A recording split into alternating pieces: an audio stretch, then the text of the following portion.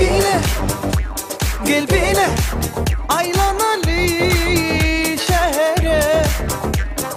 Ak yollarda uçurdu birbirimizi, unutmuyoruz biz bahtlı günlerimizi.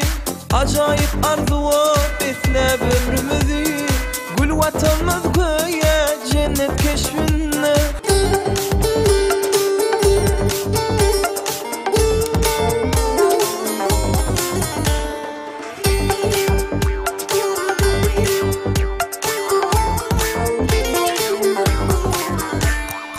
Yaşlarım yadı başka, arzuyu hayali başka.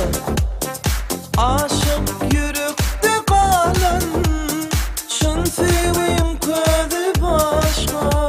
Hani bile, gel bile, aylanalı ak şehre.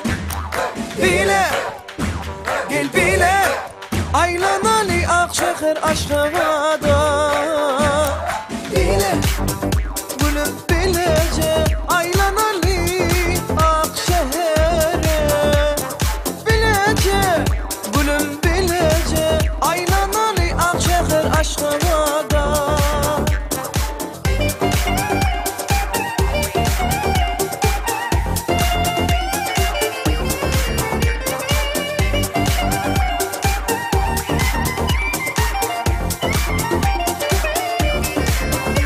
Hani bile, aylanalı ak şehir Aşkabad'a.